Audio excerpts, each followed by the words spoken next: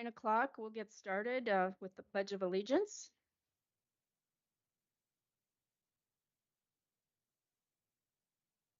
Pledge of Allegiance.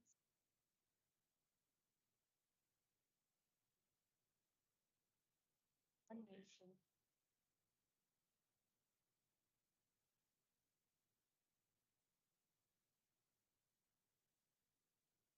Good morning, everyone.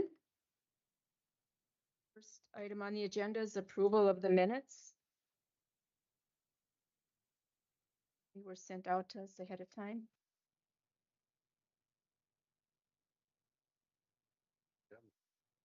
Oh, damn. They were emailed, but You guys sent me last week, I believe.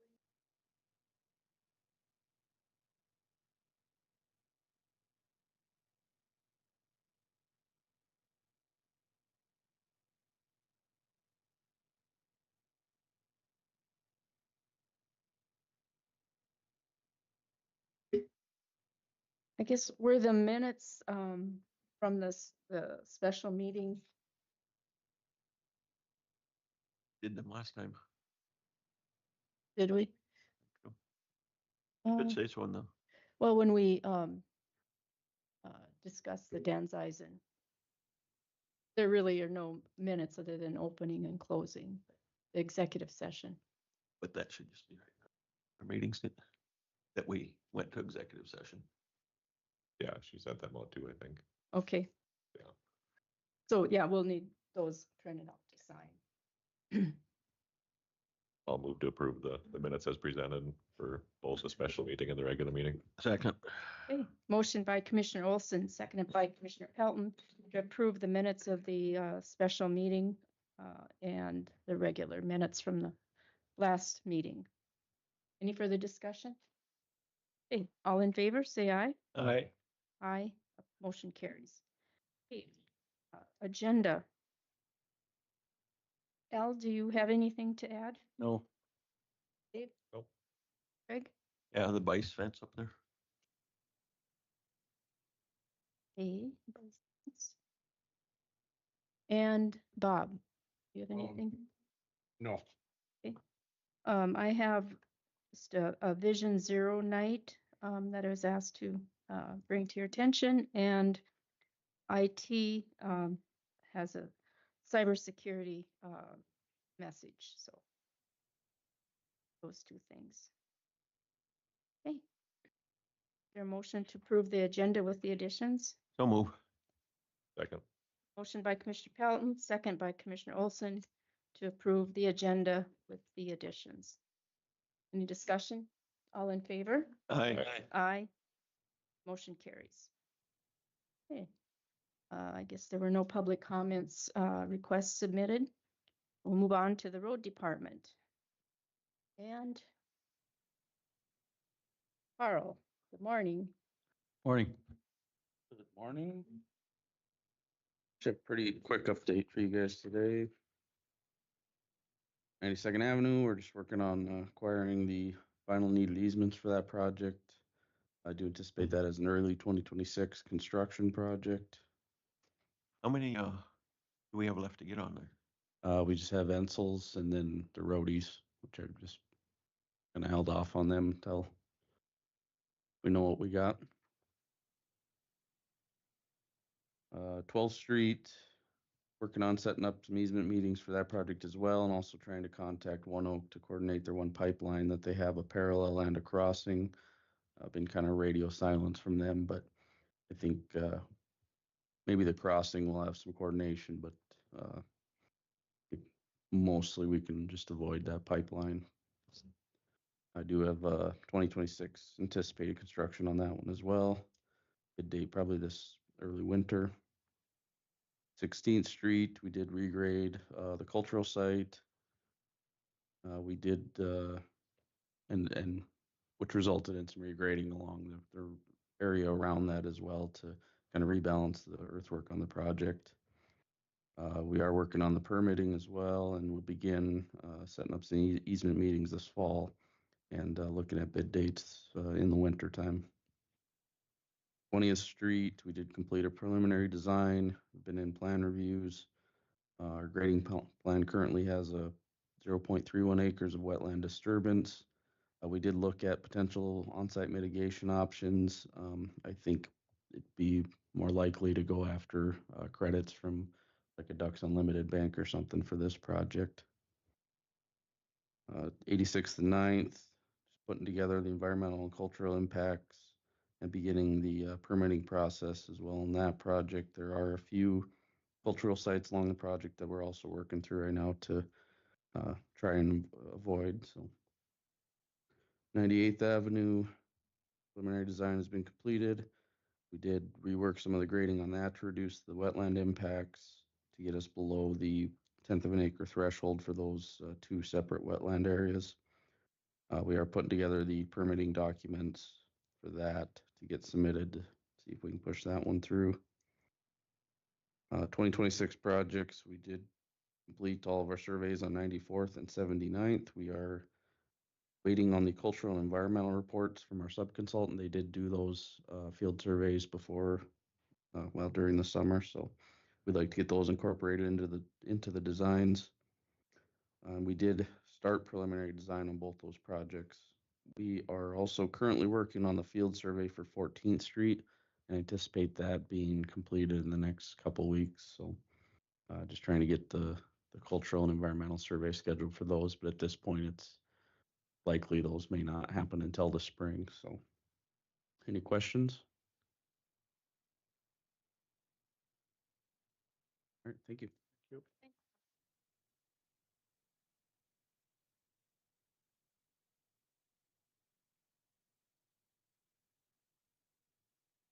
Cheers. Have some updates as well. So our first project is 119th Avenue Southwest. We spoke again with CSI just yesterday, and they said they plan to start before the end of the month. They requested that we get out there and get the project staked next week. So we're getting our survey crews prepared for that. We've reminded CSI that they have a November 1st completion date, after which liquidated damages in the amount of $1,500 a day will be assessed. So Madam Chairman, I'm sure that's on your mind as well, that project, but they're hung up on rain on the interstate. Questions on that one? Probably be hung up on rain here too. Yeah, we'll see how it goes. It's like they can get a lot of work done in a short amount of time, but yeah, they're definitely pushing it, and they're not going to finish by November 1. I'm pretty confident in saying that. Further discussion? Okay, big thing for today is we're bidding 99th at 10 o'clock. The project has a December 6th completion date, and we've got several primes holding plans on that one too, so we hope to get a good turnout.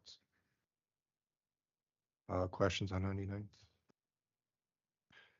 For Manning, I spoke with Holly from Manning on Monday, and easements continue to be coming in. We've mailed easements on behalf of Manning Waterworks to parties that are out of county.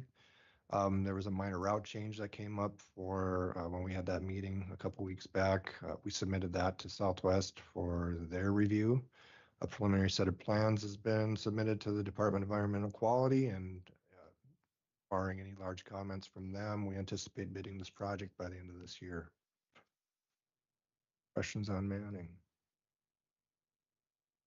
For 2025, this is kind of as discussed last commission meeting. So for 7th Street, the project that is going forward next year is from 101st to 97th. So we do have the core permit for that, and we're setting up appointments to collect right away. That project is scheduled to be constructed in 2026.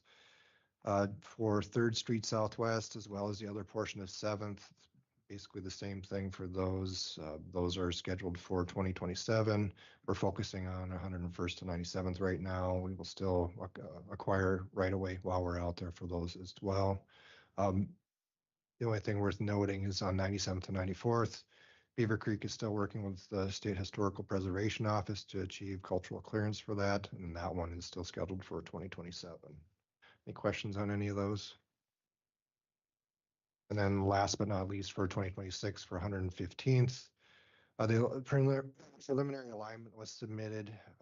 Beaver Creek, if you recall, we have one landowner yet that we're still trying to get archaeological permission to do a survey out there. Had a conference call with her last week. They had some technical difficulties. We're still trying to get her on board with getting the cultural survey done. At some point, I'd like to bring the county in, but they're not, the landowners aren't willing to talk to the county yet. So still will continue working with them so we can move forward. Questions on that? Yeah, that's all I have until 10. Thank you.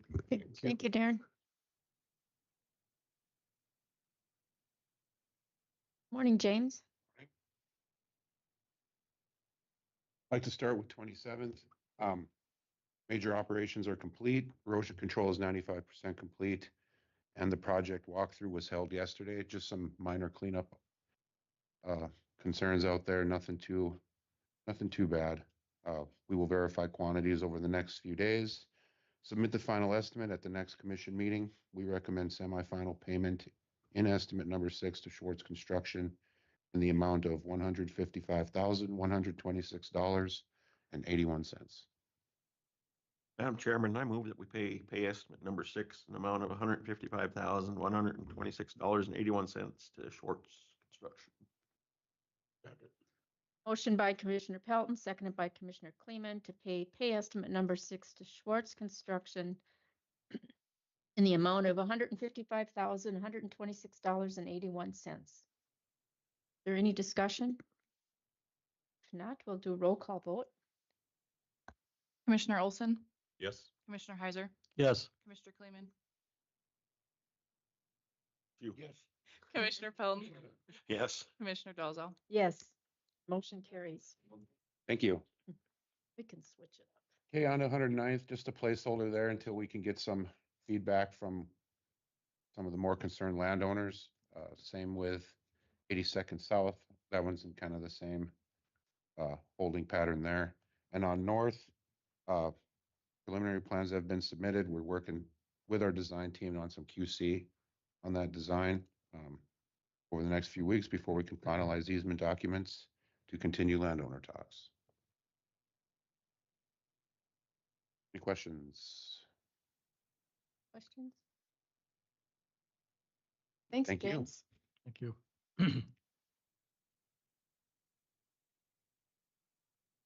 Anything, Highlands isn't here, so. Morning, Jeremy. Morning. So have several pay estimates to review. Probably starting with the 119th and 22nd Street. It is pay estimate number 5 we are recommending.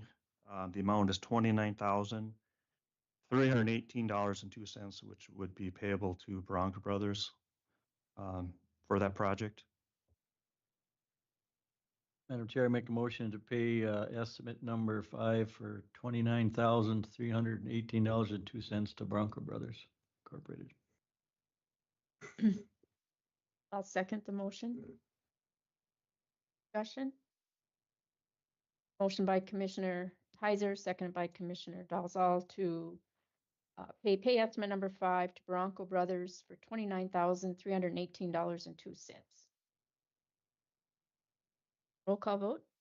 Commissioner Olson, Yes. Commissioner Heiser, Yes. Commissioner Pelton, Yes. Commissioner Kleeman, Yes. Commissioner Dalzell. Yes, motion carries. One update on that project. The final inspection will be held later this week. I believe that's tomorrow, but everything looks good.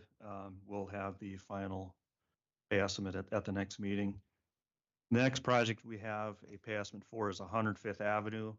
That is also being built by Bronco Brothers Incorporated. We have, for your consideration, pay estimate number 11. The amount is $450,460.96, which we are recommending payment. Madam Chairman, I move that we pay estimate number 11 on 105th Avenue Southwest, an amount of $450,460.96 to Bronco Brothers Incorporated. I'll second. Motion by Commissioner Pelton, seconded by Commissioner Olson to pay estimate number 11 to Bronco Brothers in the amount of $450,460.96. Any further discussion? We'll have a roll call vote. Commissioner Olson, Yes. Commissioner Heiser, Yes. Commissioner Kleeman, Yes. Commissioner Pelton, Yes. Commissioner Dalzell. Yes, the motion carries. Next project that we have a pay estimate prepared for is 98th Avenue and 4th Street, the Dunn Center area paving. That is being built by Bechtold Paving. We have pay estimate number 3 for the amount of $44,995.21, which we are recommending payment to Bechtold Paving for that project. Madam Chair, make a motion to pay Bechtel Paving estimate number 3 in the amount of $44,995.21. Second. Motion by Commissioner Heiser, seconded by Commissioner Kleeman to pay Bechtold Paving, pay estimate number 3 in the amount of $44,995.21. Any further discussion? Roll call? Commissioner Olson, Yes. Commissioner Heiser, Yes. Commissioner Pelton, Yes. Commissioner Kleeman, Yes. Commissioner Dalzell. Yes, motion carries. Next project is 97th Avenue. That was built by Jensen Brothers Construction. We are presenting the final pay estimate. The project's been approved by the county, so we are recommending payment for pay estimate number 9, the final one, in the amount of $17,895.58. Madam Chairman, I move that we pay the final pay estimate number 9, the amount of $17,895.58 on 97th Avenue to Jensen Brothers. A motion by Commissioner Pelton, seconded by Commissioner Olson to pay estimate number 9 to Jensen Brothers, the final pay estimate in the amount of $17,895.58. Discussion? Roll call vote? Commissioner Olson, Yes. Commissioner Heiser, Yes. Commissioner Pelton, Yes. Commissioner Kleeman, Yes. Commissioner Dalzell. Yes, the motion carries. Next project is the Pinewood Meadow subdivision. That is being constructed by Northern Improvement Company. We have pay estimate number 2. The amount is $343,234.62, which we are recommending payment to Northern Improvement.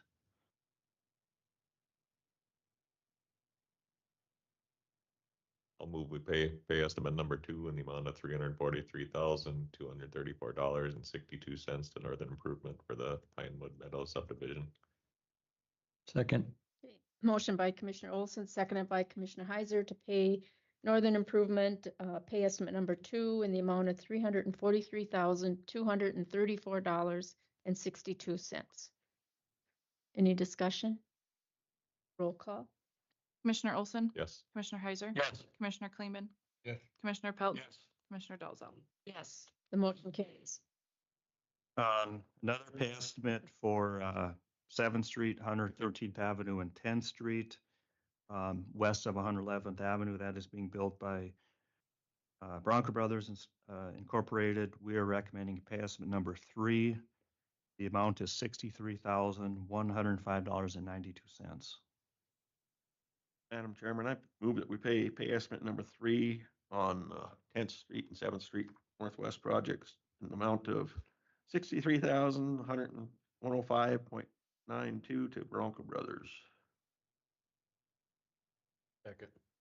Motion by Commissioner Pelton, second by Commissioner Kleeman to pay Bronco Brothers pay estimate number 3 in the amount of $63,105.92.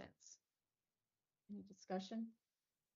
Roll call? Commissioner Olson, Yes. Commissioner Heiser, Yes. Commissioner Kleeman, Yes. Commissioner Pelton, Commissioner Dalzell. Yes, the motion carries. And the last pay estimate we have is for 3T in the JR's industrial subdivision. Paving is complete. We recommend pay estimate number 4. The amount is $999,503.44. Madam Chair, I make a motion to pay estimate number 4 to Wind Construction for the amount of $999,503.44 for the JR subdivision. Second. Motion by Commissioner Heiser, seconded by Commissioner Olson to pay estimate number 4 to Wind Construction in the amount of $999,503.44. Any discussion? Jeremy, that's cement, isn't it? It's not blacktop. Yeah, it's, you're right, it's concrete. Call vote. Commissioner Olson? Yes. Commissioner Heiser? Yes. Commissioner Pelton? Yes. Commissioner Kleeman? Yes. Commissioner Dalzell? Yes, the motion carries. Holy smokes, Jeremy. We've Tough. We've we've tough been on the busy. Count. If you notice, the last one, I kept it under millions, so there's no sticker shock on that one, but. The other design projects, you know, we concentrating on mostly construction projects. Last couple of weeks, we've also been working with the environmental consultants, trying to get things ready, sending in core permits and easements, but really the easements have taken a little bit of a backseat the last couple of weeks, but things are starting to wind down a little bit, so we'll have a little more time to dedicate to easements, because I'm still thinking we'll get 2 or 3 or 4 projects bid this calendar year for next year's construction. So other than that, I think that's all the updates and pay estimates that I had. You turned in the BIA yet, or? We have not. That's one of those things that we're right on the cusp of finishing, but we have not sent those in yet. Okay. Well, thank you, Jeremy. Okay, thanks. Thank you.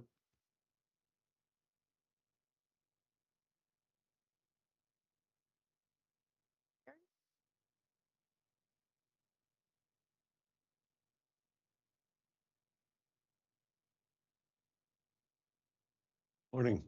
Good morning. I guess there's one utility permit, but Mackenzie Electric is here to go over that. And I guess as far as the road department, I guess, been out blading, mowers are out going. Scoria days was a success. Third day was a lot slower, but it was fairly busy yet, so. I guess. Any other questions? We want to go ahead with Mackenzie Electric right Yeah, Mackenzie. Sure. You can, tell the mower that's out north, he's doing a heck of a good job. Over around yesterday and like going into ours, this is the first time I haven't seen a streak of grass through the middle of the mower. So tell him he's doing a good job. Good to hear. Morning. Good morning, Commissioners. Morning. My name is Carl Ocker. I'm the Director of Engineering at Mackenzie Electric. I also brought with me today a relatively new employee for us, Chris Evans. He is our Manager of Distribution Engineering, so you might see him a bit more often on permits and things like that. So I want to introduce him to you today, as well as present this crossing permit. So the permit today is for 10th Street with a kind of a transmission and distribution underbuild project that we're doing. This project not only is a new transmission line for us, but also is how we're resolving a good amount of the conflicts along that 10th Street road as well. So it's kind of got a mutual benefit. And I believe there are 3 crossings of a county road on this particular permit. Do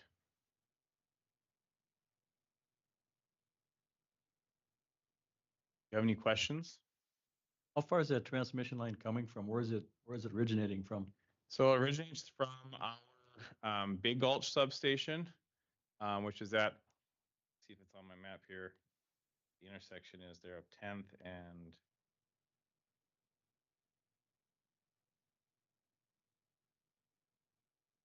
yeah, I don't know. Remember where that is? Is it 113th? Just north of 114th Avenue is where that substation is. And then we have a transmission line that extends kind of north and heads west along 10th Street there. Thank you. So this will solve a few problems in our construction area too then? Yes, it does. So it works on, it resolves pretty much all the conflicts that are along the line going north from that point. And then there's other conflicts south that we're currently working on yet this fall. Solve. Madam Chairman, I move that we go ahead and approve the utility permit. Second. Second. Motion by Commissioner Pelton, second by Commissioner Heiser to approve Mackenzie Electric's utility permit. Any further discussion? Terry, you're good with the plan? Okay. All in favor, say aye. Aye. Opposed, motion carries. Thank you very Yep. much. Any other questions for me at this time? All right, thank you so much. Thank you. Thanks, Terry. And I guess that's all I got too, unless there's anything else. Thank you, Terry.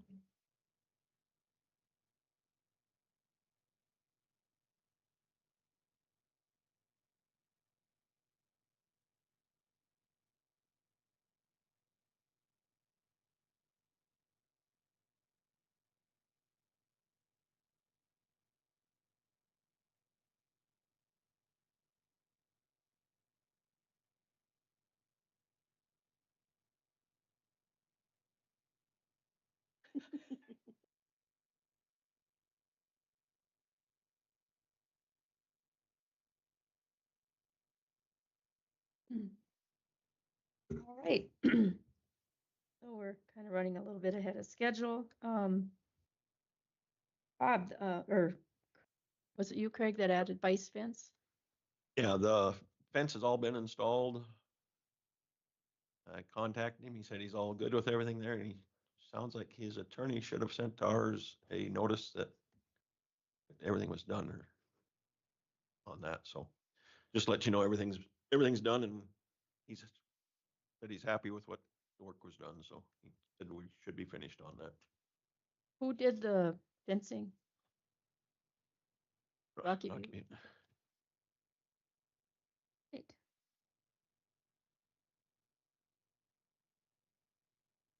So the Dan Zeisen mutual release of claims.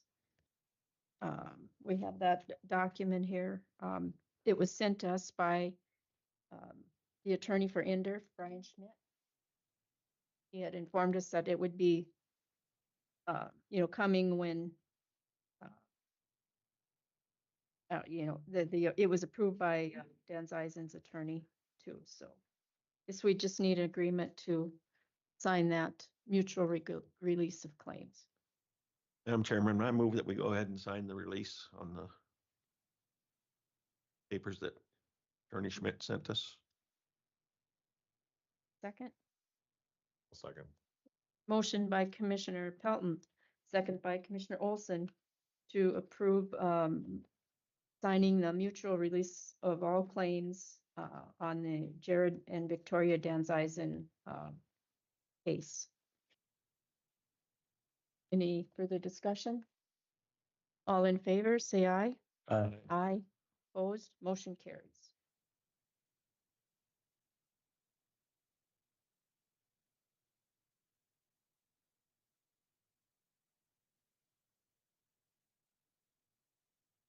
The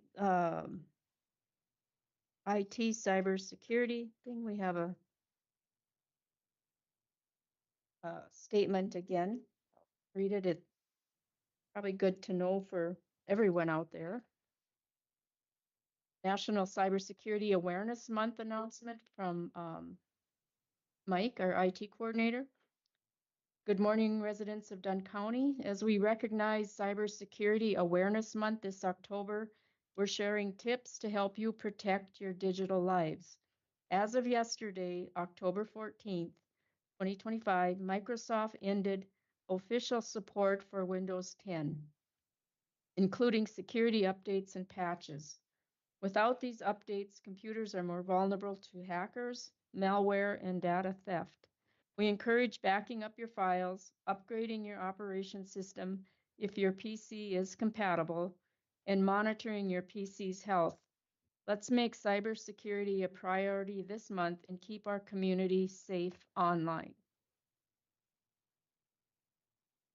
That's that. I wasn't aware that Windows 10 was ending their support, but that's kind of scary.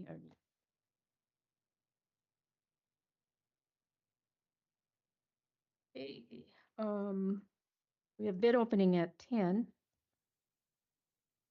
Let's see. Well, we can talk about Southwest Multi-County Correction Capital Projects. So I'm on that board. It's in my portfolio. They're doing they've had to update their security cameras. They were way outdated and that cost, I didn't bring it in here, but 220 some thousand. If you recall, a few meetings ago, we agreed to back the application for infrastructure loan for the cameras.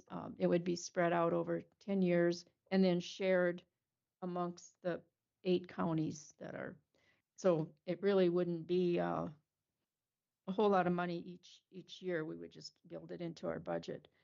So we can do that, or we can just pay our share off, just whatever it is, and then it would come off that loan amount that the other counties. Some of the counties don't have that kind of money to make those payments outright, and the infrastructure loan is 2%. So that would be, I guess, the question: do we want to pay our share just upfront when it's not due right now? But or do we want to go ahead and spread it out over the 10 years at 2%? I guess one way to look at it, we're getting more than 2% on our accounts at the bank. So I mean, it really there's 220,000 that's divided equally amongst the 8 counties. not equally, the percentage based on the number of the size of the county. So Stark County pays about 72% of it. And, Slope doesn't pay that much. And, it's broke out by percentage. In fact, after the break, I can get that for you. I didn't bring it in with me right now. So, but that's what that's about. And then the other part of it is the wastewater updates. And I need to get a copy of that for you guys so you can see it. But that's quite a bit more money to get that. That building is over 40 years old and everything seems to be going at once. So trying to get it up to speed. So why don't after the break I'll pass out that information so you guys can take a look at it. But that's what that's about. The Killdeer School, I got a call from Jeff Simmons yesterday asking if it would be all right that they park a bus here in Manning because the bus driver is from Dickinson. So rather than driving that bus all the way back to Dickinson for the route here. I think we did it last year too, or the year before. You remember, Terry? Yeah. Yeah. So I told him I really, don't have a problem with it, but I wanted to bring it to your attention. And would it be best if it were down at the road shop or? That's where they leave it and they plug it in there. Yeah. Just a consensus that that's fine. Yep. Okay, I'll let him know then. Well, why don't we take a break? We're kind of cruising here. We'll reconvene with the bid opening on 99th Avenue at 10 o'clock. Oh, Desi, do you want to go ahead or should we just, we've got plenty of time, so we can do that. Put you in a rush to get your. Yeah, I forgot you went and got. Sorry. What do you guys think? I think we just do it. Do it, sure, Yeah. come on. Maybe we can get to lunch sooner. Mhm. That's right. Always thinking. Okay, thank you, Doug. Good morning, commissioners. I emailed out a copy of the recommended policy changes, and I also provided you a copy at your chair. I didn't want to read through every single thing, but there were some points that I wanted to highlight as you look through these. The first part of your packet contains recommended new policies that the policy team wanted me to bring to you. The first one being a specific travel reimbursement policy.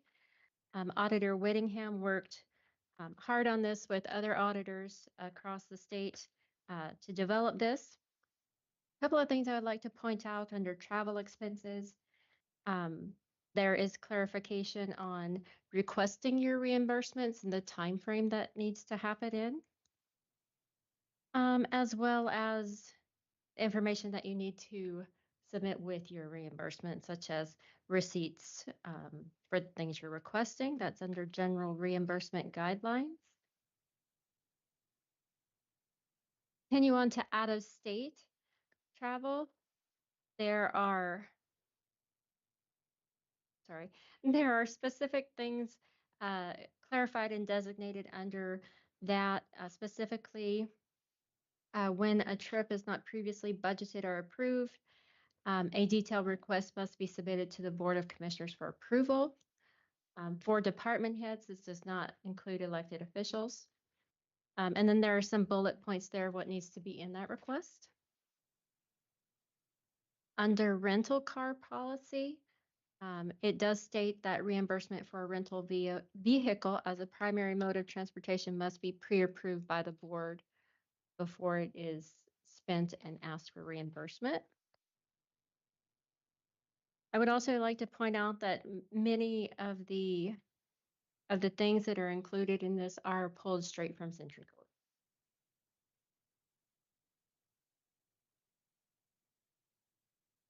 On what I believe is the third page in your packet, there's a bolded point just below middle of the page that if a meal is included in your registration for your conference or training that you're going to, that you would not be allowed to request reimbursement for that meal, unless, of course, there were dietary restrictions that the venue could not accommodate for you. I know that was a super duper fast run through, but are there any questions at this point? And this is just the first reading of these changes. So. I noticed on what you sent out, they were kind of highlighted, so it was going to identify were they just additions or changes or? Yes, sir. In the back, the pieces that are highlighted, I kind of changed it around from what I've emailed out to you because I wanted to bring the new policies first. But for existing policies, those are still out highlighted in your packet, and those are to highlight the changes.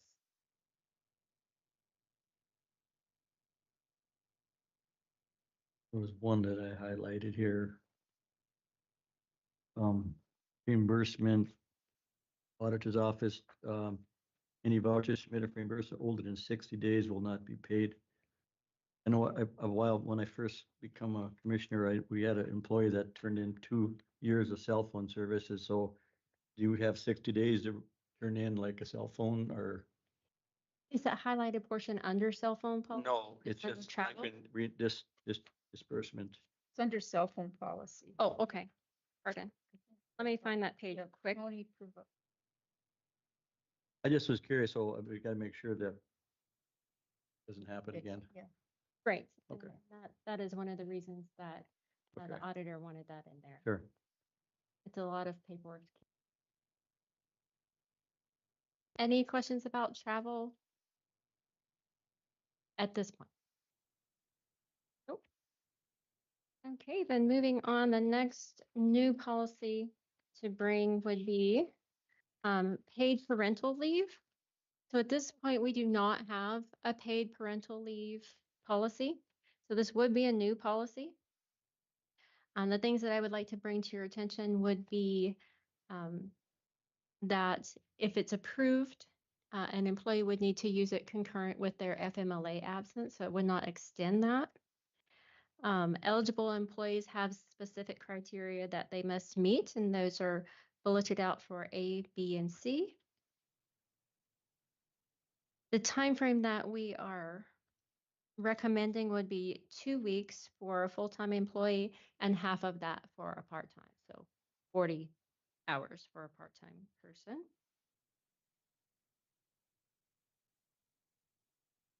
And there are specific provisions in there regarding what an employee would need to do to qualify for that.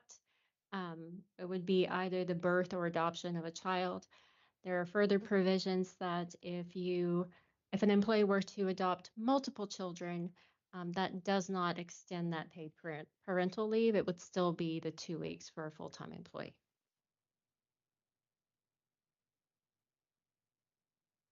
One more point to note would be if an employee left or was terminated without ever having used that paid leave, that is not paid leave that would be provided to you at termination, such as vacation leave is paid out at 100% of what you have accrued. This would not be on an accrued basis. It would be more like sick bank. You've signed up for it, but when you leave, you don't get those hours paid out. So saying that I was going to have a baby Mhm. doesn't count. No, ma'am. Saying you were going to have a baby doesn't count.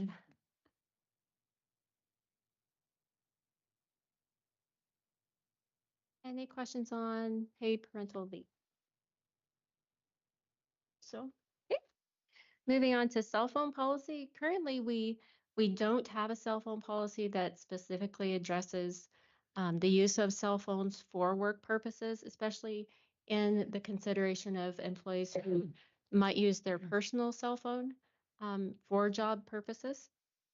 So that is the reason that we are bringing forth this policy, is to address that. We did come up with two different options.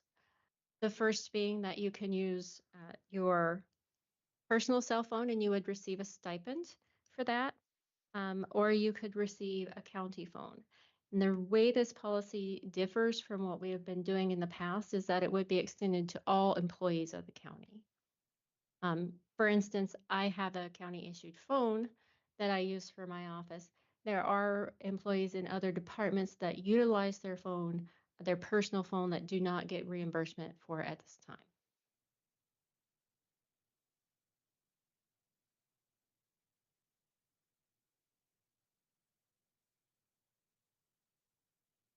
And I believe, Commissioner Heiser, that falls right down into the point that you were making. Ahead of myself earlier here. That's okay. And that has been a problem in the past of submitting too many reimbursements. And then the auditor's office has to keep up with that. Under option 2, the county provided cell phone, while we do have employees right now, mostly department heads that have a county provided cell phone, this policy would extend that option to all employees.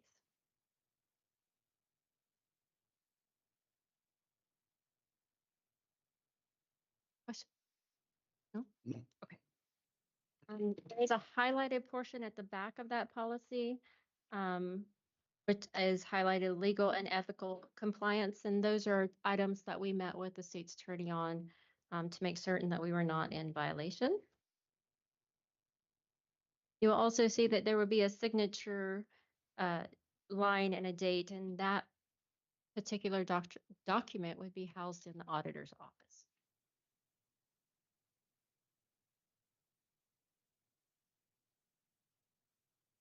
Okay. Moving on to changes to policy that's already in place. Under dress code and appearance, it was requested that we add slides or shower shoes to the list of things that are not acceptable to wear to work. Under Section 5, employee benefits, if after the second reading the board approves paid parental leave, we would need to add that to the list of benefits. Under unpaid leave of absence, we have added a section stating that outside employment, employees on unpaid leave of absence are required to disclose secondary employment, which is 20 hours or more per week, to their supervisor. And if they are found to be working a secondary job during their normal work schedule while on unpaid leave, they would forfeit their approved unpaid leave and would be required to return to work. The reason that was put in is because we did have an instance of that last year. So we felt that we should probably address it because at the time we didn't have anything that specifically addressed that behavior. Under timekeeping, the only thing that would be changing there is the second paragraph. It says all employees excluding elected officials. Our current policy says and exempt personnel will accurately record the total time worked each day. We would like to recommend taking out the exemption for exempt personnel like myself. And what that would do would be require them to clock in, record their time the same as all other hourly employees do.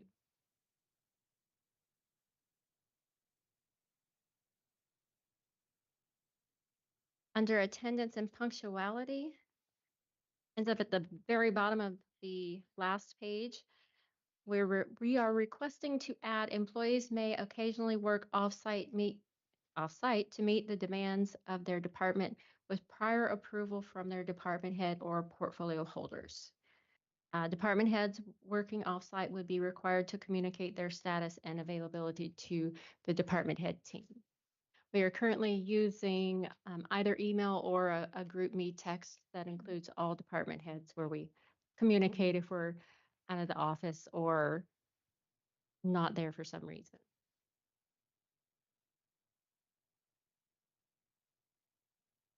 Any questions on any of those things? With the cell phone, did we have to pick option 1 or option 2, or is it both staying in there? Nope, we wanted to, Both. both options would be in policy and the employee would have the option. Okay.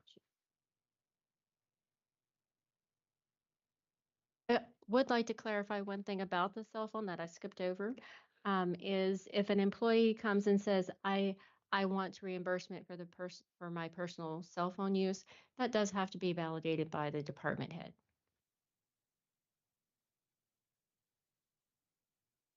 Well, I know I was in on a few of the policy meetings, and there's a lot of work and discussion that goes into this, and really appreciate Dave for stepping up and all the team that worked on this. Really good.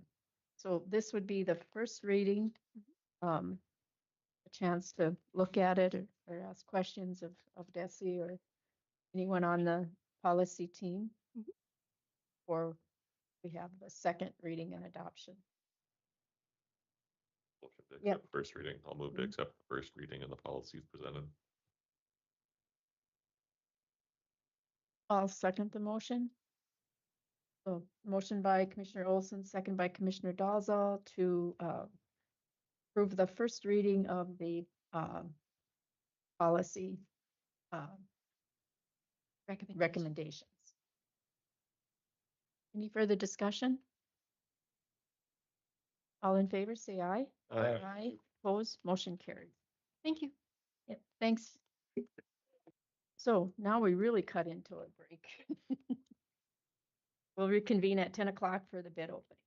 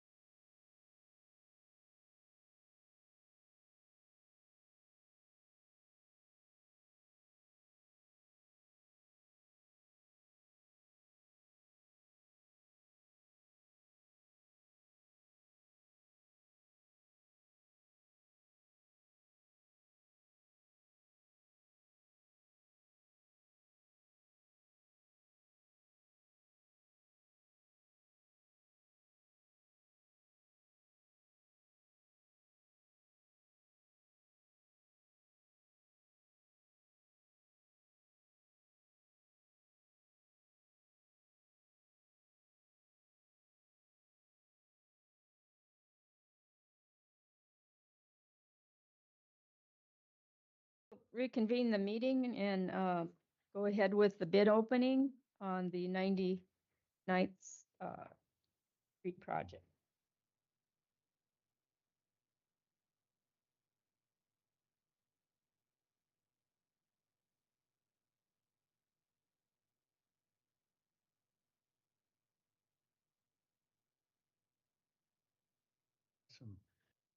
Our first bid is from Gladden Construction Incorporated.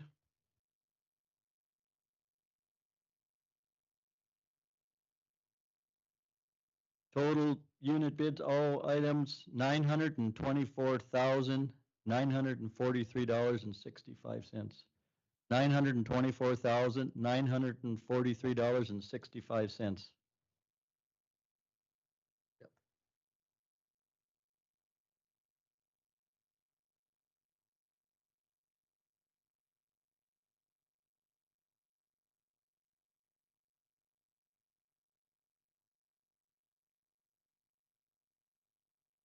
Second bid is from Edward H. Schwartz Construction.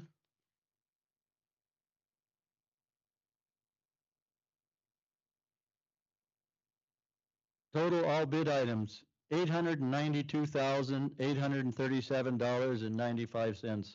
$892,837.95.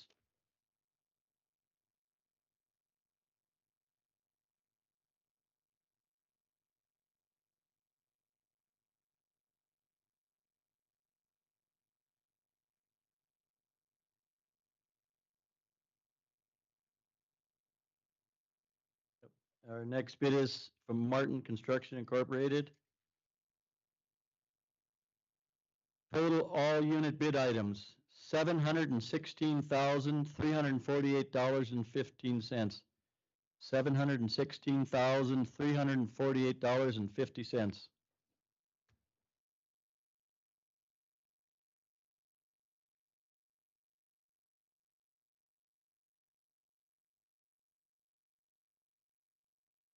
Our final bid is from Great Tech Company.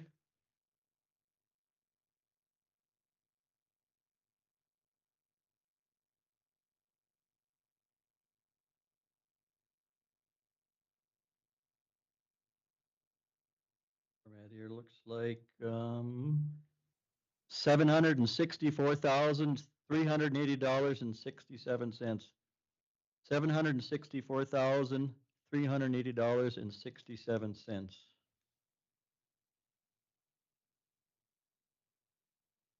That was the last one. Yep. Yeah, it's the same thing. Yep. So we'd like to thank the bidders on this project, and Aaron will review the bids and tabulate and get back to us.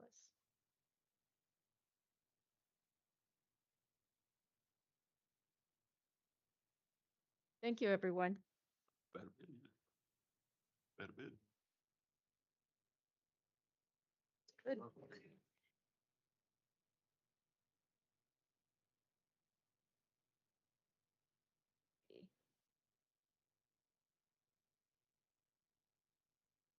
So I guess we can look at our vouchers.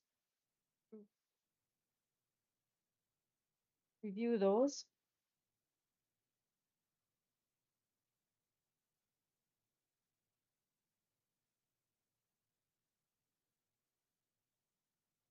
What is the Northridge Development Vehicle Maintenance for 24,000? Highlighted in yellow. That was something Lori just added this morning. Oh, I see, yeah. Don't-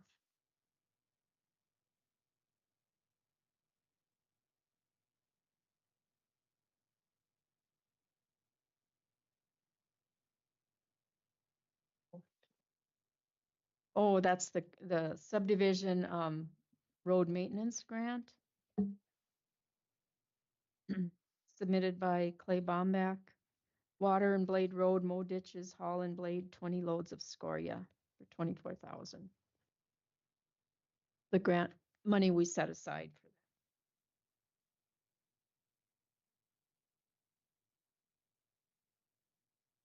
What's Cornerstone On Demand Incorporated? That a software or something? on-demand and corporate professional fees. First page. I believe Cornerstone is our new WSI website that we're implementing. That's something through DESI, I believe. Don't quote me on that, but Management. Mhm. Okay.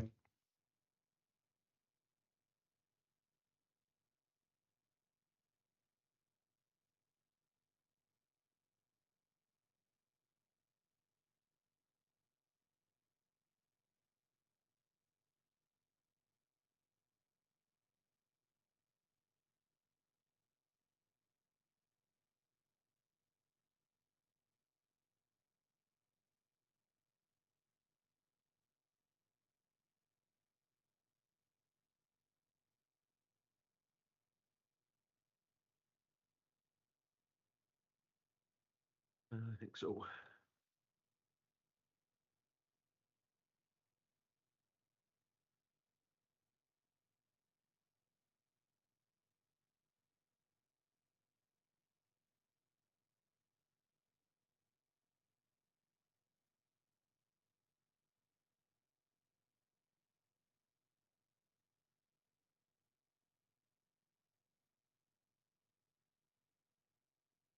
I'll move to approve the bills as presented.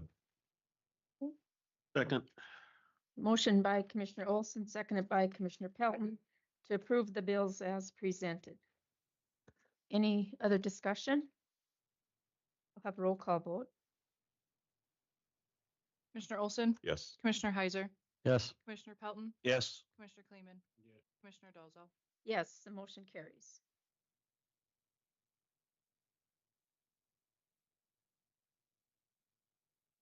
Okay, so back to that Southwest Multi-Correction Center.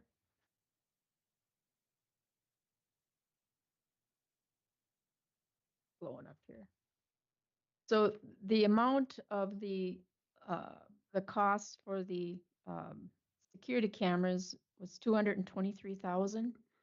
The loan through Bank of North Dakota at 2% would mean Dunn County's share, or 8.79% of ownership, is $19,601.70. Stark County has 72.19% of ownership. Their share is $160,983.70. So what Connie Munson had worked out was in the Southwest Correction Board approved, it's like a 10-year loan to pay it off over 10 years at 2%. Golden Valley, Hettinger, Slope County, that Billings County were in favor of doing that. But one of the things Dunn County would need to do would be to pledge the mill, a mill levy, or the value of a mill to this project. And it would only be to pledge in the event that the counties would default on the loan. Even if we Minimal. paid ours off, we'd have to do that. Well, in order to, Dunn County, we agreed here a few months back that we would, when we did the application, that we would do this. So the pledge would only be, the 223,000, which we don't have to assign a mill levy or levy that mill, but we would pledge that we would, in the event of default over the 10 years, we would cover it. Which it doesn't mean we'd have to levy, but we would. Just looking at the amount the county has the money and just open for discussion is if we pay it off now, we don't have to track this thing for 10 years. I mean, it'd be done otherwise every year. I don't know. That's my opinion. Is that their amount, I'd say just pay it. Yeah, that way we don't have to track it and make sure we make that payment every year for the next 10 years. Our share is 19,601, and we wouldn't have to really track anything other than each year when Connie prepares the Southwest Multi-County budget, our amount, just like we pay an annual amount each year, that would be part of that. So I don't know by us, you know, paying that off, that would decrease the loan amount and then everybody, other payments would, they would be responsible for paying it. But some of the counties want that loan. If we don't pledge the loan, then, Well, we can still pledge it and pay ours off, can't we? yeah. I mean, Uh, that 19,000 wouldn't help. Oh, It would yeah. help them other counties very little, but it Mhm. would lower their rate. Yeah, the interest wouldn't be quite as much, you know, because the loan wouldn't be for as much. It'd take a few dollars off theirs, but Mhm, yeah. So I guess we'd need a motion to say that we would, you know, pledge the value of whatever that loan amount is. Is it just, and the way I look at it, I mean, we're all in this together with Southwest Multi-Action Center. If it helps out, and it's not certain that every county will go ahead with the loan or not. But I know some it have makes it trouble. available to those Yeah. who need it. Yep. You're in agreement to go ahead and pledge that amount for the infrastructure, for the cameras. We would need a motion to do that, and then I can. When will the bills come? When would that Um, 19,000 be due or? It probably soon. We don't have the bill yet, but I would say soon because they're installing them now. I don't think they're all done yet, but it would probably be this year. Which, you know, that amount is not, you know, we don't worry about $1,000 bill if we choose to pay it off now. Yeah, I would recommend to pay it, but Mhm. then Yeah. it might come the year down the road in 10 years, we might be. Yeah. I'd move that we go ahead and pledge to the Southwest Correctional Center then. Okay. There's a second. I'll second. Motion by Commissioner Pelton, seconded by Commissioner Heiser to pledge Mills in the amount of whatever that loan would be for Southwest Multi-Correction Center. And its total cost is $223,000, but whoever pays it off, it will be less. Okay. Any further discussion? A roll call vote, I guess. Commissioner Olson, Yes. Commissioner Heiser, Yes. Commissioner Pelton, Yes. Commissioner Kleeman, Yes. Commissioner Dalzell. Yes, motion carries. Thank you. Do you need a motion to pay our 19,000 then too? We can do that or wait till the bill shows up. In case the bills are, in case that's Bill is off a few different. dollars or. Okay. Yeah. But I'll let her know that's what our intent. Okay. Jeremy's not back yet. I'll send you guys that chart, just so you see what those amounts are. Stark County pledged to do the sewer and water project. That total cost is $844,000. So that hasn't even started yet. So we'll hear more about that in the coming. And what are we at? What percent? 8.79. We're second highest. Stark County 72.19. We're 879. And then I believe it's Bowman County's 6.42. Has the project been bid? Is it just an Not estimate? yet. Okay. No. They're just working with Central Mechanical and getting. That building's been a nightmare for the last 10 years. Water leaking between the walls. They fixed that and then it leaks again. It's just, yeah, there's, like you said, it's 40 years old. Even the sewer and water, well, sewer, some of the, you know, sewage is seeping through into the sheriff's office. It was bad. We got that replaced, but yeah, there's just a lot of updates. So, okay. So Terry's here. I guess we can go ahead with the Gladstone Fire Department updates. Thank you.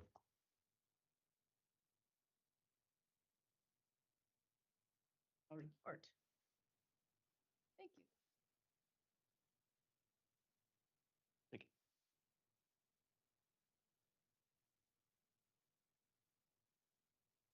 Well, thank you again for allowing us to come and make a report. We try to keep everybody updated for what we do as a department that does cover both counties, approximately 30% Dunn County and 70% for Stark County. If we take a look at the land mass, it's about roughly 11 miles, I believe, wide, maybe about 30 to 27 that goes north to south with that. So we're just going to try to go back over again what we did. We did that presentation that you're seeing that you have with you was for our annual meeting that we held at the Gladstone Fire Hall.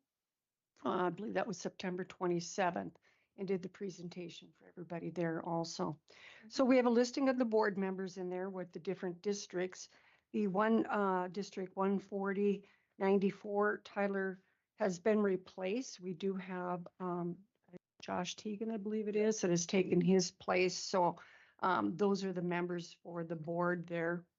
Then also, you'll see the next one will be profit and loss budget versus the actuals. It might be a little bit harder to see, maybe easier up on there. So when you take a look at that, you're going to see what we have for the incomes. Of course, our donations end up being $5,200. Dunn County taxes at $72, $78, $79. The fundraiser just over $9,800. Grants at $63,000. The interest, some miscellaneous. Department of Insurance at $18,237. Stark County taxes just over $62, and the state aid at just over $22,000. So we had budgeted $151,000. It was over that. That's primarily for collecting also on some of the grants that we've been seeking for this last truck that'll be coming in that we'll talk about that we started in 2023. Then our expenses, our building fund, of course, that's a lot of what just goes into some of the maintenance for the expenses there. The communications, that primarily falls within like the different radio systems, and those bills didn't come until the next cycle coming up. So dues, fire convention, some stipend, they give them a few dollars to go out. The fundraiser expense, and then gas and oil, of course, for running the trucks. The insurance at $9,200. That's gone up considerably. It used to be about $2,700 a few years ago. It's going to be going up again because of new vehicles that are being purchased. I believe we're budgeting for this next year about $11,000. So insurance continues to go up, but it's obviously pretty important if we start losing equipment or lost a building. I think a fire department a few years ago had lost quite a bit and didn't have the insurance that they should have actually. So then also it'll be maintenance contracts, and those are some of the things that we do just for the contracts for the generator, contracts for the pest control in the building, different things like that, air packs and stuff. And then the new purchases, that one for the budget at 193, that included the truck, and that just hasn't been in yet. We've made some of that purchase within that 23 because we had to pay down some of the chassis and things like that, but the bulk of it will be coming in here pretty soon. And then repairs and maintenance, there was, I believe, a transmission that had gone out that had been a little bit higher this year in one of the trucks too. Our utilities, and then WSI. So you can see that we were over budgeted on income and a little bit further down on the expenses for that budget cycle. And then some of the larger purchases that the board had done this year was the additional radio and pagers. The front of the fire hall, a few years ago, we had done some concrete. It was extended back out again even further in front of the building there. Foam and nozzle purchases, flammable cabinet for shop supplies, new tables and chairs, and new office laptop. So some of the things that we've done. The next one will be the firefighters. Right now there's 35 firefighters. Average length of service is just over 15 years. You can see there's 1,362.2 service hours for this past budgeting cycle. So it'll give a list of the different firefighters that are there. Some are from Gladstone, some are from Dickinson, some are from Dunn County. So it's a variety of different ones that have come to join with the board, and there's some that live in town of Dickinson that have joined too and been there quite a long time. Educational and training events. They attended the North Dakota Firefighter School training. They had hazmat training, mobile emergency response class, Forest Service wildland training, nozzle training, and Dickinson Fire Department defrost structure training. And then the auxiliary, there's 11 members in the auxiliary, and they're listed there. And they do a list of different activities that support the firefighters. They have put on different community events that provide the education for fire prevention and familiarizing some of the kids for the different activities that the fire department does, all that. So the next one is on the Hyman 4,000 gallon tender tanker truck project. And this is one that we've been working on since 2023 that I had come to approach you on probably back in 2023. It takes about 2 years. That makes it difficult for any fire department to try to plan for the different funding revenues, but having to commit to those so early. And then if you do that, you also are able to get a reduction in some of the costs by some prepayment on that too. But this one now that was ordered in 2023 was at a budget of $325,000, replacing number 4 truck. So we're anticipating or hoping up for a December delivery, and Doug will talk a little bit more on that. You'll see on there the pledged funds. So this was another one that we went out to get as many grants as what we could do to reduce any requests that we may have on either county for this. Farm Credit was at 40,000, Rough Rider Electric at the 5, North Dakota Community Foundation at 20,000, Rural Development 3. The board pledged 100,000. The firefighters, where they have their chili cook-off, at 50,000. An old truck was sold 10.8. And then the remaining amount was between the 2 counties. So after we had secured additional funds, it was 67,340 for Stark and 28,860 for Dunn. And we'd like to thank you very much for that. Originally, we were looking at, for Dunn, it would have been 35,700, but there were additional grant funds that we were able to get to come back to reduce that amount also. So actually, if you want to talk about the truck anymore before I go on, I don't know if there's anything that has any questions, but we're replacing a 1986 tanker tender and with about 3,600 gallons. So we're getting to get a little bit more water, better pump, so faster filling capabilities. So if anybody has any questions on that. We're getting rid of the stick shift because we're struggling with the youth. I think Craig could probably attest to that. Yeah. So we always try to list some of the things that we keep in mind for the future. So we always try to make and look ahead of things so that we're not trying to catch up. There was a lot of catch up once the building had been in place and constructed, but obviously it's been quite a bit to replace equipment, trucks, all that. So we've been pretty focused on all that updating. So we also did the placement of the crushed asphalt in the surrounding drive areas, focusing to monitor and replace radio communication as needed. And I think that's probably, as Doug could attest to, that has been a nightmare for a lot of the different counties. And so You guys are in for a treat with Siren. yeah, that really has been difficult. We've gotten some state aid on some of the replacements, and then others that we've had to pay directly. The updating, the communication, and the different challenges with that, I think, especially in the terrain, where the eastern part of the state is obviously probably doesn't, they don't encounter some of that because they're pretty flat out there.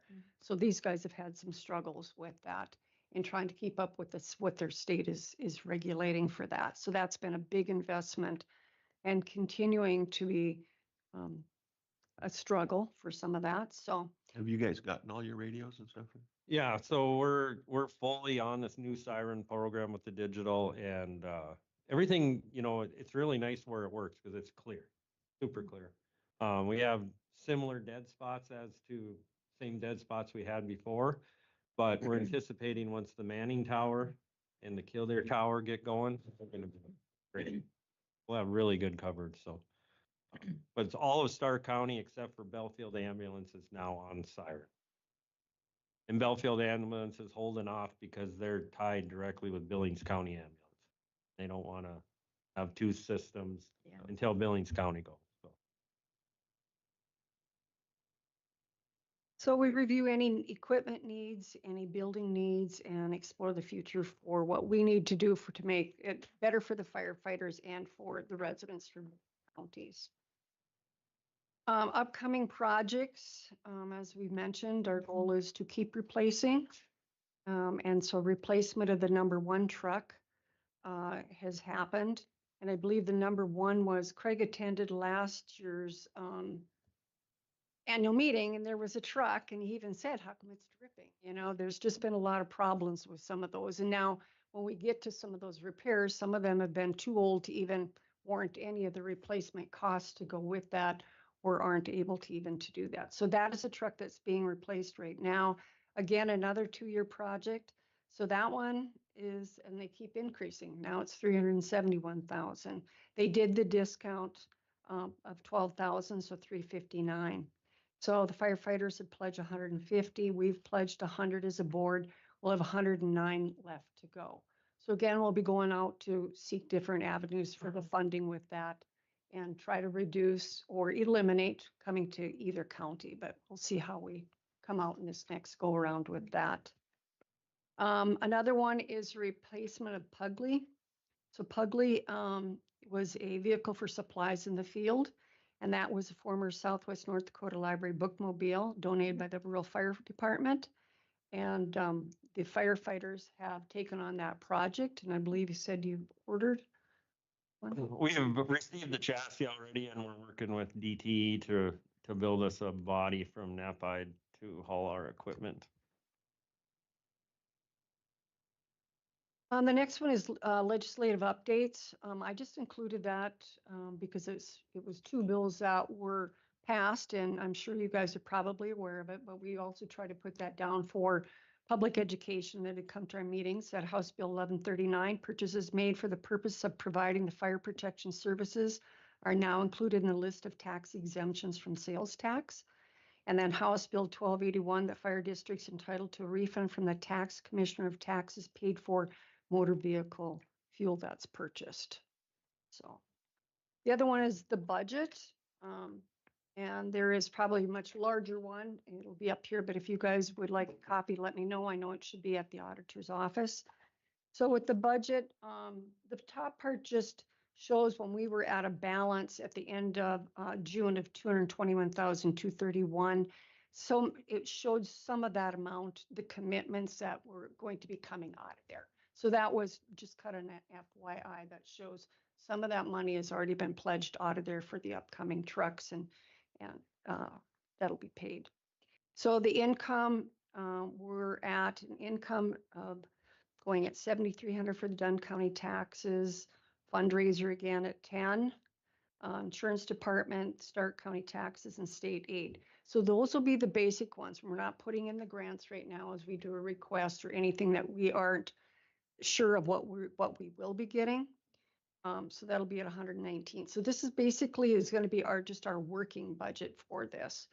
Then our expenses. And so that will be our basic ones again for pagers, building fund, maintenance contracts, all that. We did put in new purchases of bunker gear. So we've got that at 29,216. So our basic one comes in at about 116,616 of a net of 3,800. That's without going into anything with the truck. So the one on the right just shows where we're going with the truck being paid down with that balance of what you guys paid, Stark County had, and those funds and what the remaining truck project would be, and that balance. And then we also put in there, now we don't have it in that budget right now. It will be when we get into QuickBooks, but that we will be pledging that 50,000 It'll be 100,000 for that new trucks, but 50 for this next year coming in. So our remaining, and then we always try to reserve $50,000 just in case something goes down. Keep that back. Some at the very beginning when we started to do that, thought, oh, it's like a lot of money. Well, it really isn't. Something No. goes out. And so we didn't do it that way where, okay, our year end is, 23,722. We add in that net, we're just over 27,500. Okay, we add in back that 50,000. We do really have, it should be at about 77. But we try to pretend that 50 isn't there. Just so that we've got that stuck away with things. Is anybody have questions on that? So you have a rescue vehicle too for accidents, like with the Jaws of Life, that type of thing?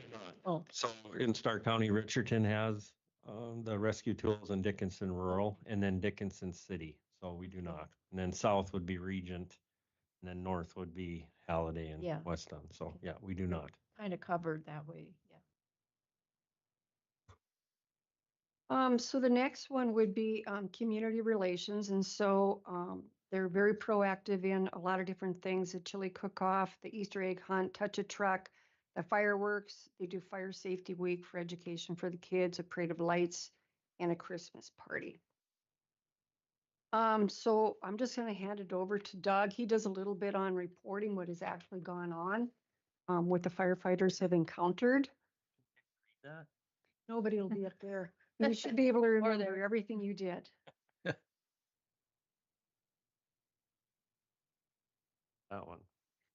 I'll have to look. So I should be able to remember most. So we had 25 incidents last year, which is a little higher than our normal 16, 17 average. We had one medical assist with the Dickinson ambulance. We received aid one time, gave aid 5 times, meaning we helped another fire department that called for help. I can't read. So I think 76% were fires, 4% were hazardous. We had a couple good intent calls and a few false alarms. We did have one house fire last year in February. That was our only structure fire. That was a complete loss right in the city of Gladstone.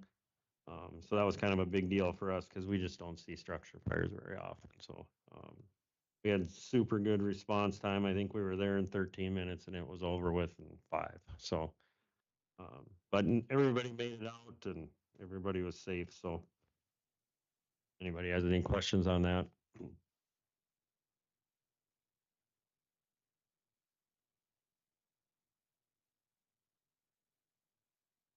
Includes everything, but we'd be open to any questions that you guys have. Doug, have they drained frac tanks are out there yet, or are they still full? I do not know. I have not heard one way or the other. That'd be a good question to ask, though. But yeah, I don't know if they're still full or not. That they've talked about is in the future building a structure in Dunn County to house one of the trucks up at.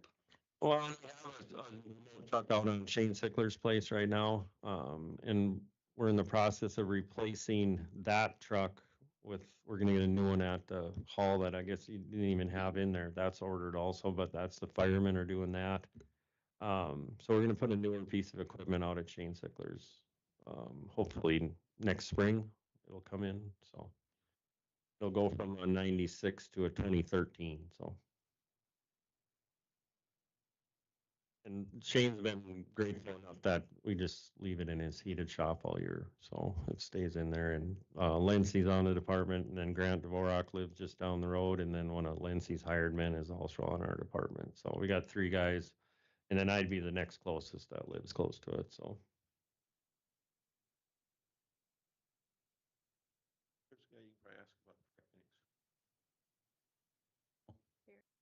Question was, are the frac tanks still full of water yet? Yes, is that what he said? Yep. Yep. I think a little time yet. Yeah. I hope a lot of time. Yeah. Sure appreciate the update and, or the, going through this. Yeah. Very, Thank very you. nice to have. Yeah. We Yeah. we did donate a bunch of pagers to Ryan at West Dunn too for, on the old system, our old ones that didn't work, he needed some.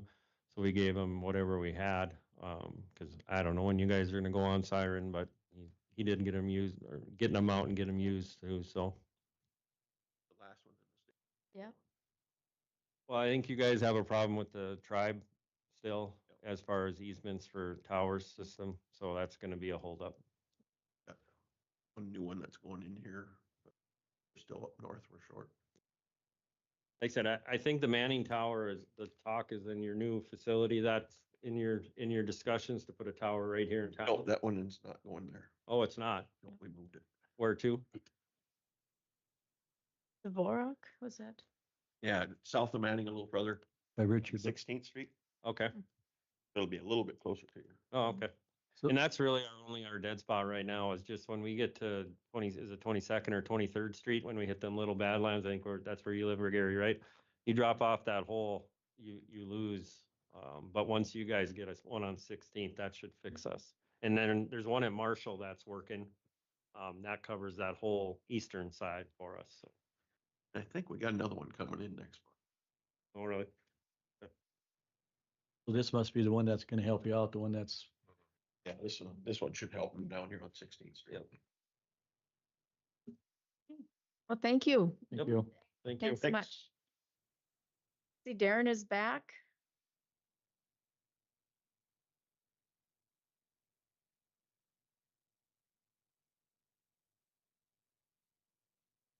Allowing me to jump back in. Superintendent Schwarzenberger and myself went and crunched the numbers. Numbers did add up. So we would make a motion, or we'd like a motion made to award the contract to Martin Construction and for the amount of $768,348.50. Make a motion to give the bid to Martin Construction. Is there a second? Second. Okay, motion by Commissioner Kleeman, seconded by Commissioner Heiser to award the bid on 99th Avenue project to Martin Construction. We got some Any good further prices. discussion? Oh, go ahead. No, I just was curious, this has got a real short fuse. And I'm wondering if this board could give authorization to start, because a lot of times it takes time to get the bid bond, everything back through. I mean, we could be 2 weeks down the road where I don't know what their schedule is, but I don't know if it would be appropriate for us to give him the authorization for Martin to start, even if heaven forbid all the paperwork's not in, because it takes time to get that all done. I mean, we're 2 weeks down the road if they want to start right away. I don't know if that's appropriate or not, but we got a December 5th deadline, so I think it's crunch time to, if they're ready, Mm. expedite things. Go ahead. I can sure talk to BJ and tell him that if the commission Mhm. sees fit, that they're ready to start and even the front end stuff. You Right? can let me know about signing the Agreement. agreement, yeah. Yes, ma'am. Sure. I think our bids come in very good. I think we're at Yeah, 55% of. Yeah, they're hungry. for sure. Any other discussion? Not, we'll have roll call vote on accepting that bid. Commissioner Olson? Yes. Commissioner Heiser? Yes. Commissioner Pelton? Yes. Commissioner Kleeman? Yeah. Commissioner Dalzell? Yes, the motion carries. Thank you all. Yeah. Thank you. Thank you, Darren. Sandy's CUP approval from the zoning meeting the other night. Okay, that's for the tower that we were just talking about, and it's down here on Richard Dvorak's. It's on section 421, 143.95. Sandy on? No, Sandy's not on. I was wondering. I am Craig. Oh, you are? Okay. Okay. Hi, Sandy. Yeah, just continue, Craig, you were going. She told me to take care of this, so Yeah. she didn't know she was gonna be on. So Go ahead. that's where it's at. And there was nothing placed on there for him to extra to do, so I guess we'd recommend that they go ahead and approve it, is what the come out of the planning and zoning. Your motion to approve the recommendation of placing that cell tower, LO Towers, on Richard and Luella DeBork's property. It's a 250-foot tower. Move to approve the conditional use permit for Allen Towers. Second. Motion by Commissioner Olson, seconded by Commissioner Heiser to approve the conditional use permit for LO Towers for the 250-foot tower located in the southwest quarter, section 21, township 143, range 95. Any discussion? Was that going to be a 250-foot tower when it was going to be here as well? Or, I mean, did they? I don't remember. I think they said this is taller because where it's gonna be or something. Okay. And it was their decision to move to a different location, wasn't it? I think it's just for coverage, probably Yeah. further. There's a lot of guidelines too and stuff. We took up a lot of. Yeah. Good. All in favor of the approving the conditional use permit, say aye. Aye. Aye. Opposed, motion carries. Thank you, Sandy. Thank you.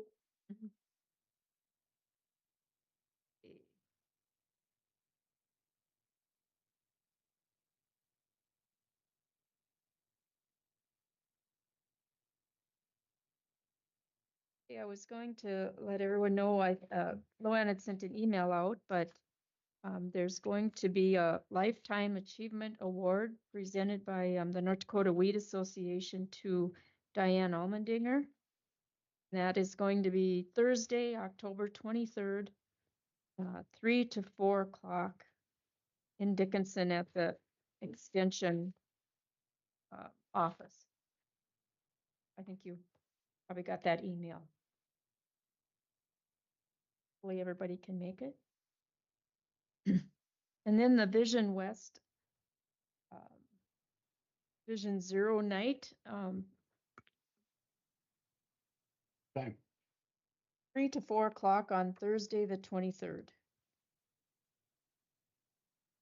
At the NDSU Extension office. So the Vision Zero Outreach Coordinator, Kelly Galeen, asked that I let everyone know about the event on Thursday, October 23rd. It'll be a little bit later. Is Vision Zero game night at the Kildare High School, featuring a volleyball match between Kildare Cowboys and Watford City Wolves, the two schools proudly recognized as Vision Zero schools. Students at both schools have been actively involved in promoting traffic safety and responsible driving through the Vision Zero initiative. In addition to a great game, the students choose a fan color theme. The Cowboys will wear pink and the Wolves blue. Students have been planning to make it a great night. Events like this bring attention to the importance of road safety and show our students that local leaders and the community support their commitment to safe and responsible driving. We extend an invitation to all county residents, leaders, and the Dunn County Commissioners for a fun, engaging, and meaningful community event. But we're counting on you to show up and make it extra special. See you there. And that's from Kelly Galeen, the Vision Zero Outreach Coordinator. Time is the game? The games, Times it start? yeah, well, typically like C squad's at 4, and then there's JV and then varsity. So probably sometime about 6 o'clock. Yeah, it doesn't say exactly. A lot of times it's a rolling schedule. And what was the date? The 23rd. So we're going to go to Dickinson to Diane's Achievement Award event, and then we're going to go back to Kildare for the volleyball. Yeah. Okay. Anything on portfolio reports? Get rabbit foot out and hope for some warm weather. Okay. Anything at all? Okay. Yep. Is it 11? So is Christina here? Oh, okay. Okay. Pat, are you on as well? Yes. Oh, okay. Okay, thank you. Okay, Craig and Rhonda. We're a little bit early here, but.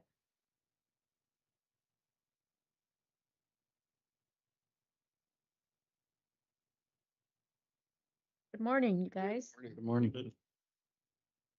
Thank you, folks. Craig and Rhonda Duranick here. And I want to start out by thanking you, the commissioners, Gary Kuhn and his people, the state's attorney, for helping us with our problems. Our problems through many, many years, 30 plus years, and they is trespassing on our property. And it's not coming from just one avenue, but from many. Part of our problem is an idiot with a smartphone and following a smartphone instead of actually viewing signs that we've put up there, the oil company has put up there, also from the state. Social media is a big problem. People posting things that are absolutely false, not true. Designations. From our mailbox to our yard, somebody designated that road Battlefield Road. It should be listed as Main Street. That's our address, Main Street, North Dakota. So as of now, that is still in place. It's pending and coming off, and my wife will share with that later. There was also a designation between the Battlefield grave site and our yard where somebody tagged on there Monument Park. Is no such thing. We went to the state on that, State Historical Society on that. You guys try and get this off. It came back from them that a listing or a posting like that was like branding a cow. Once it's on there, you can't get it off. Well, that is not true. And I'll have my wife share on that later. So it's not coming from just one avenue. It's social media, smartphones is a lot of it. And just a lack of respect to signage, no trespassing, lack of respect to us as property owners as well as us personally. Okay, there's a picture here. You guys can see this. This is a padlock. If you see the chain, it's a chain across where there's a barbed wire fence. Come to find out that this was put on by an individual in the county. He is not a neighbor of ours, this individual. This was put on there because he felt a need to access our property and allow others to access our property. So when I say this is coming from different avenues, I rendered this useless. And at the time I done this, we did not know who put this on there. But come to find out that this individual put this on there, and how this came about is I caught some individuals on our property. Wintertime, there was a lot of snow. They were on our property with side by side with tracks. And I questioned them, how in the world did you get in here? Well, because I rendered this padlock, these individuals got a key from this other individual that put the padlock on there to come onto our property. But because I rendered that, they took the fence down alongside and came in anyway. So when I say our problems are not just one avenue, they're, you name it, we've seen it. So there's another picture. There's other pictures here, and if somebody could pull those up somehow. Okay, this here is a 2-track cow trail, let's call it, back to some beaver dams. When I came to you commissioners back in May, and I asked for a thumbs up or a thumbs down, whether we can close off access to the Battlefield site where the county road ends and the private road starts. This is an incident where this picture is a mile and a half past the Keller's yard, where an individual, instead of getting out and opening a gate, which he didn't have a right to, he used his pickup to smash through, wreck the gate. And this is a picture where he went probably another third of a mile back in further. And this is some of the situations we've been put into because of smartphones, social media, who knows? There's more pictures. By the way, this is 1.5 miles past the kids' yard where he wrecked. This is another picture of that where they took the fence down alongside to enter our property. Next picture. This here, these gates went up, got padlocked because they were coming across a mile across a neighbor's property, trying to go to the battlefield site. You can see this is not an accessible route. We padlocked these gates to prevent that. Somebody tried taking the hinges off to continue on. At that point, we put a cell camera up. This is past those gates. This is the type of terrain they're trying to access this battlefield site. You can tell people stories about this and they just say, yeah, no. This here, Kildare Mountain, Battle of Kildare Mountain Monument Historical. It actually goes on, say, Park, Monument Park. So Luann, my wife talked to you about this. We went to the state about this. We talked to Sandy Arodi about this. My wife actually got that off that site. When the State Historical Society couldn't, she just got that off the last couple of days. Now, if you look and you'll see where the battlefield site is, and it says Kildare Mountain Battlefield Road. She also went onto that site. That is pending to get that designation off there and make it just Main Street, which it should be. So thanks to my wife, some of this is going to help in some of this. We felt those designations not helping in our trespassing issue and people thinking that there's more to the site than just the 1 acre. The state actually. I don't know, where do we want to go to with this?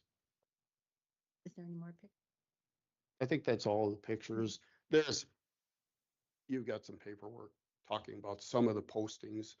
One of the postings, I don't know, we found this out. I told Rhonda here, I don't know, about a week ago, just go on the internet and see what's out there. One of the postings was, and you folks should have that, where somebody made a listing, an assumption, whatever you want to call it, where within walking access to the battlefield site, that there was beachfront property with cabins to rent. There is no such thing. So when I say our problems come from how many different avenues, this just, it just goes on and on and on. I guess I want to ask Pat, would it do any good if the county would submit a letter to the historical society telling them that we've got a problem and we'd like to have them straighten it out? No, that won't solve your problem, unfortunately. We've done all we can do from the county side. I recall writing a memo on this back, I think it was in May. Apparently this road surface or this easement has been there for a significant period of time, correct? 2004. Since 2004. Okay. At that time, from 2000 to 2004, we were having issues way back then. And at that time, I came before the county and I said, we've had it. We just can't do this anymore. And I said, I wanted the county to take over ownership of that road at that time. It came back from them, no, we don't want another half-mile road to manage and take care of. And I said, well, the state promotes this side, the city of Kildare promotes this side, the county promotes this side. I said, when it comes to graveling and maintaining it, that's on us. But yet everybody's using this road.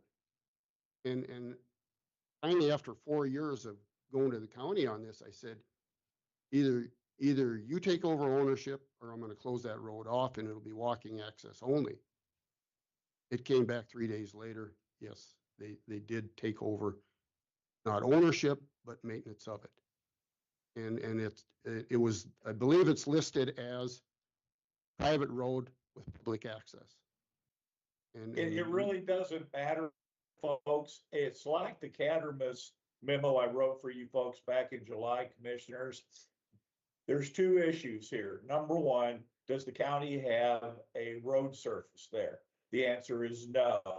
So you've done everything that the county can do from its end to help out with the resolution of the matter. I just got off the phone a couple of weeks ago with Tom Murtha, and he's representing, I can't remember who the other party was, maybe Pavlicek. That sounds, I think, correct. But this is my undergrad degree, and I will tell you that since there has been foot traffic or vehicle traffic on that surface, on that easement, it's going to require a civil suit, and we have no jurisdiction over it by the property owner, and that would be these folks here. They're going to have to go into district court, unfortunately, and get a declaratory judgment action going as to what exactly is the nature of any right that this historical society crew has, or any of these other folks to cross over that fence and cross that land. Or, and it would be a joint relief, because Tom's filed 2 counts, as I recall. The other one is a restraining order to keep these folks off the property. Here's our problem from the state's attorney's office. In order to make a trespassing case, the bond trespass says that even if the road surface or easement or whatever a court ultimately decides that it is, you can only charge a criminal offense that would get the state involved, our office, if the person you're charging doesn't have a claim of right defense. And unfortunately, since this has been there for, even by these folks, 21 years, under the North Dakota Century Code, if it's been there for 20 or more years, it's presumed to be an easement, and they're going to have to take affirmative steps to shut it down. Otherwise, I file criminal charges against somebody for being on the other side of the fence or cutting the fence or forcing their way in. They assert a claim of right. Well, this is an easement that I have a right to traverse, and it's been there for more than 20 years. I get directed out of court. We can't pursue any sort of trespass action. So when you can't move criminally on a trespass, then the only other option is for the affected property owner, that would be the Duvernax. They're going to have to hire an attorney and get a declaratory judgment action going with a restraining order and keep these folks off of there. Whereas I have all the sympathy in the world for these folks, this is a routine problem in North Dakota where there has been an easement for a substantial period of time, and then somebody wants to shut it down. And unfortunately, that's going to take a court order. If you folks recall back, I think it was in 2014, we actually had some of the folks out there shooting at the state surveyors when they were trying to find the section line stones. People take this trespass stuff really serious, but I just talked to Chris about it this morning, and she asked, even if the sheriff gets photographs of people on the other side of the fence, even if they are trespassing, if they assert that that's been there for more than 20 years, and there's also some case law up here that says for a significant period of time, then they cannot be prosecuted criminally. The case gets dismissed. So the quickest resolution to this problem would be for Mr. and Mrs. Duvernack to hire private counsel and get a declaratory judgment action going. And I apologize, but our office has no jurisdiction over this because it is a civil matter between a property owner and this historical society and the folks that want to walk around, I guess, and look for historical artifacts. Okay, and that's the law. I'm sorry, but that's the way it is. I've had the same issue down here in Hettinger County, and I had to tell my commissioners down here the same thing. So we're actually not shutting it down to all traffic, just vehicle traffic. Now you're saying we can't shut it down to vehicle traffic and make it only walking access only? Yes, sir, you can certainly do that. But if the property owner, Mr. DeVernak, wants us to criminally enforce it, he's gonna have to get a declaratory judgment action, guys, because we have not asserted jurisdiction over this thing. We've simply accommodated the DeVernaks by trying to help. And I wasn't aware of what the resolution was because I had not looked at this since May. But what I'm assuming is that we put up a fence and a sign that is closed to foot traffic. The only road surface that we would have any jurisdiction over, that the commission would, is if it's a section line. And if you remember from the Cattermas situation, Tommy had to go find a map from back in the 1800s showing that it was at one time a stagecoach line. I've had several conversations with him about that. If the county commission wants to dedicate it as a public road, but then we assume the liability for anything negligent that happens on it, and we're responsible for the care, maintenance, and upkeep. So I understand that the commission has tried to help out the property owner here, but guys, I think you've gone as far as you can. And even if we file criminal charges, the folks that are trespassing, according to the DeVernaks, still have a claim of right defense. Okay, so that's where we're at. I don't think you can do anything else until somebody can establish that it's a section line. And then see, the problem with that is if it's a section line road, you can't restrict the foot traffic on it. It's open for anybody who wants to traverse it. Section lines are federal law, and it's so silly in North Dakota that even the section line roads under Lake Sacagawea are still open to the public. There's actually a case on it. Yeah, and in this incident, or in this case, the road where the county road ends, and I'm gonna say our private road begins, is not a section line. Right, and that was my understanding. So guys, what you've got is, once they get on the other side of that fence, is it a trespass? That depends on whether that surface on his side of the fence is either an easement or a public road. And that's gonna require that a district court judge issue a ruling. I've tried a lot of these, and I know whenever somebody gets one of them, they have a tendency to give me a call and say, how do I get this fixed? And if you commence suit today and get everybody served, I'd say it's probably going to take you at least 90 days to 6 months to get the court order. So it's certainly something that you don't want to wait on. Between us and the county, this road surface is an easement to the county, to the gravesite. But that's not res judicata, guys. A judge has to rule that. Okay. Yeah, otherwise it's just the commissioner's opinion, and until the judge, the guy in the dress, signs off on it, it's not the law. Okay, well, that's good to know. Okay. It's sort of like one of those bar exam questions, it's obtuse, but it's actually pretty simple. I would never buy a house that had a common driveway, and I would never buy a house or land that had a trail going across it, just because of these problems, and they crop up all the time.